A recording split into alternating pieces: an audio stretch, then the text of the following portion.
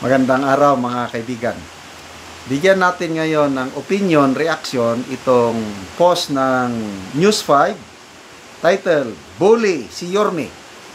Ito yung buwelta ni Congressman Chua sa mga pahayag ni Mayor Isko Moreno kahapon nung nagbisita siya sa isang city property at pinakumpiska niya ang mga heavy equipment na parang pagmamay-ari ba ni Congressman Chua at pinapakasuhan yung mga tao doon at galit na galit, nagmura pa siya.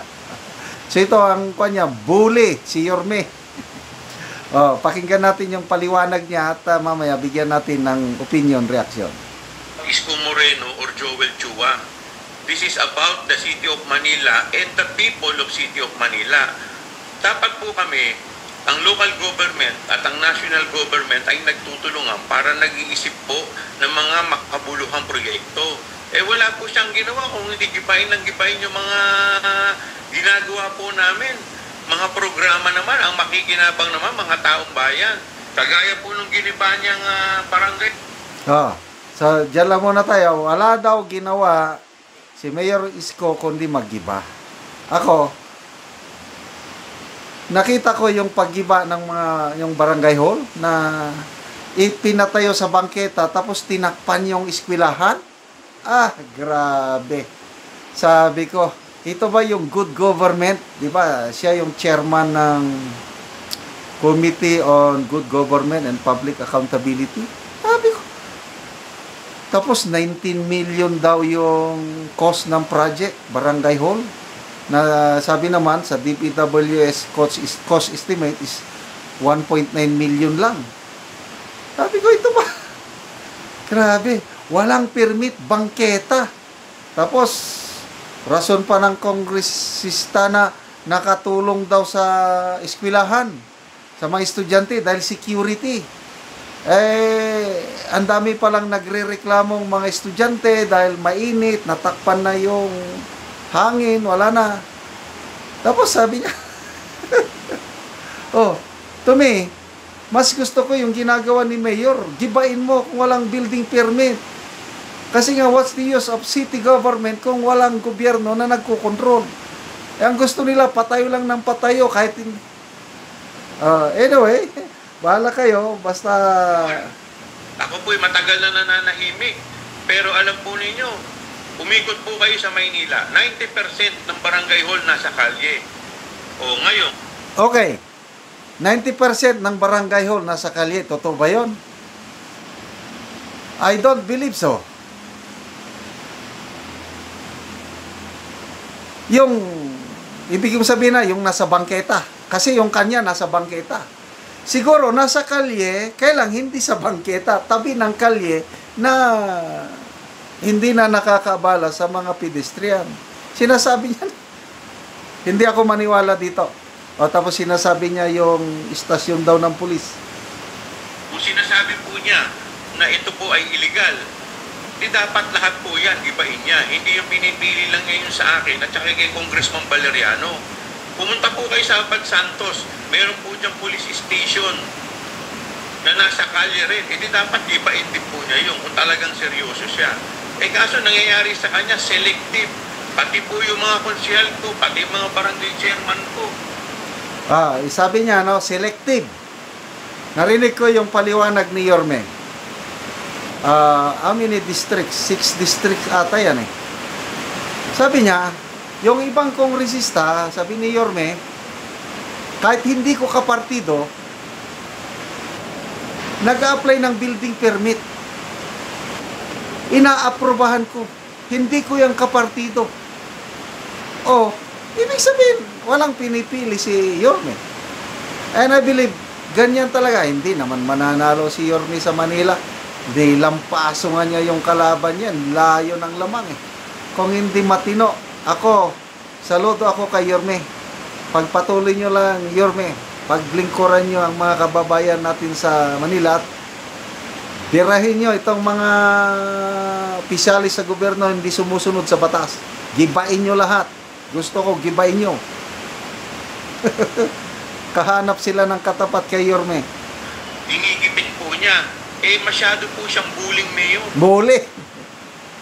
Bully ng mayor, sir. Tama, bullying mayor. Alam mo, Marian, ito proyektong to noong 2020 pa nagsimula. Kaya lang, dahil sa kakulangan ng pondo, hindi ito na ituloy. Kaya nga tayo, minarapat natin na ituloy. Ito ay isang community center. Ang laman po nito, dahil nakita natin yung problema dito sa kahabaan ng Rizal Avenue. Yun pala yun. Yung in-inspect ni Yorme, community center. Kailang walang permit. Sinasabi ni Congressman Chua, okay lang, basta walang permit. Basta nakakatulong sa mga tao. Hindi pwede yun. Mag-apply ka ng building permit. Ano ba yan? Para tayo. Kaya nga sabi ni Yorme, abogado siya, di ba? Dapat alam niyang batas, sundin niyang batas. Mambabatas na hindi sumusunod sa batas. Anong tawag yon? Sabi ni Senator Jinggoy, awkward. Yung marami mga homeless dyan na natutulog.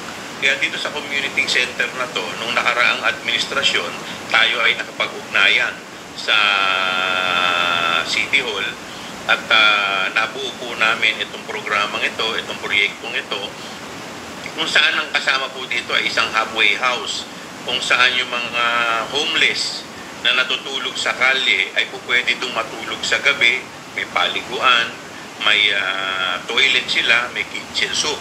So bukod po dito, meron din itong dialysis center na unit.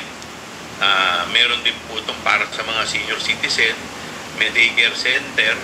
May naglagay rin po tayo dito ng permanent office ng district representative. So kahit na hindi na ako ang representative, meron na talagang district representative na opisina na nasa gitna o nasa sentro ng Santa Cruz.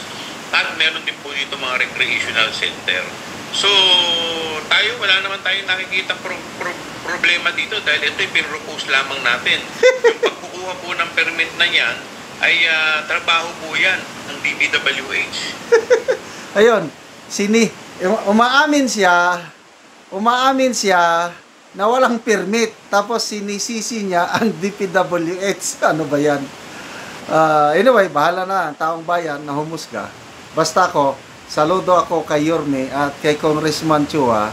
Maganda ang kanyang hangarin. Kailang sumunod kayo sa batas, kumuha ng permit. Kahit ako ang mayor, ipapagiba ko yan pag wala kayong building permit. What's the use of a city government kung hindi mo sundin? Ang ordinaryong tao, magtayo ng bahay, pakunan mo ng building permit. Ikaw, kongresista ka, wala na, exempted ka? No way. Okay, salamat mga kaibigan sa inyong pagsubaybay sa channel ito. Nakakatulong kayo ng malaki sa tribong Talandig ng Bukidnon dahil, excuse me, ang sweldo natin, pantulong sa tribo, namimigay tayo ng mga yero at pako para makapagpatayo sila ng mas maayos na tirahan. Panoorin yung video na ito. Karon mag-atok na gyud sa balay ni Ante. So lipay kayo ang nagtabang sa iyaha na makabalay na si Ante. Okay, balo si Ante, gitabangan ra siya.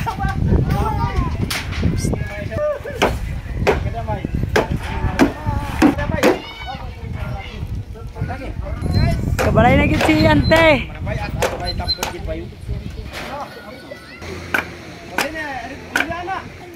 Sandayungan nyo dak Kali mo mani